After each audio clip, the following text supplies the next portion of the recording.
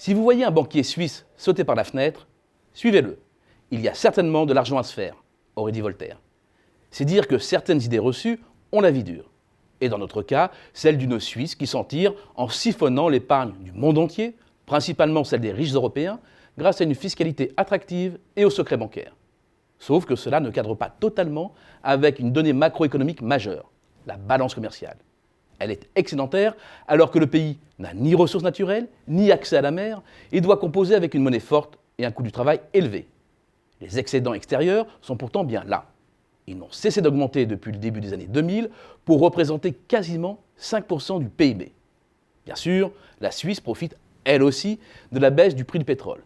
Mais ces excédents s'expliquent d'abord par les performances exceptionnelles de quelques secteurs phares. En disant cela, je pense notamment à l'industrie pharmaceutique, emmenée par Novartis ou Roche, dont les ventes à l'étranger ont plus que triplé entre 2000 et 2014 pour atteindre 71 milliards de francs.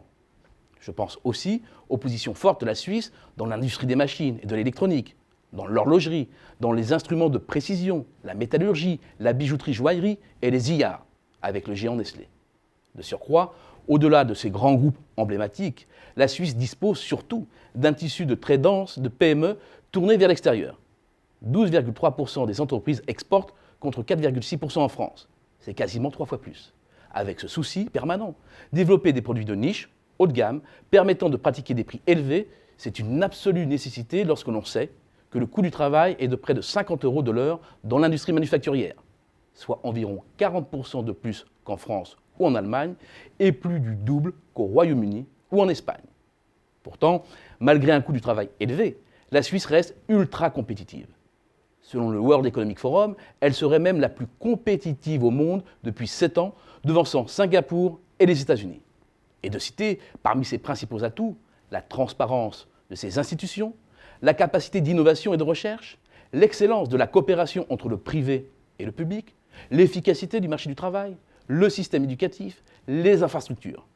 J'y ajouterai pour ma part la fiscalité des entreprises et le développement des marchés financiers. Car s'il faut tordre le cou aux idées reçues, ne soyons pas naïfs. La Suisse s'en tire aussi grâce à la force de son système bancaire. Le secteur financier contribue directement à la création de plus de 10% du PIB et emploie 6% environ de la population active. C'est 2 fois plus qu'en France. Et encore, ces chiffres ne mesurent pas les effets d'entraînement sur les autres secteurs. Sans oublier qu'il ne s'agit que de la partie émergée de l'iceberg.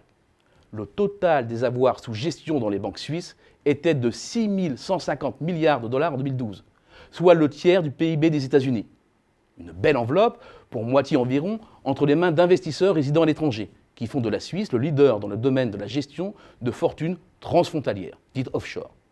Bref, ce n'est pas qu'un mythe, les riches Européens font bien aussi la richesse de la Suisse. Selon l'Association des banques privées suisses, la place financière apporterait entre 14 et 18 milliards de francs d'impôts directs et indirects. En jeu, 12 à 15% des rentrées fiscales. Des recettes qui permettent de financer les infrastructures, le système éducatif, la recherche, etc.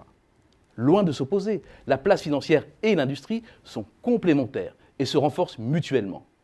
C'est ainsi que la Suisse s'en tire et continuera de prospérer malgré la levée prochaine du secret bancaire et le franc fort. En un mot, la Suisse, c'est l'histoire d'une rente financière peut-être indue, mais parfaitement utilisée pour bâtir de véritables avantages compétitifs.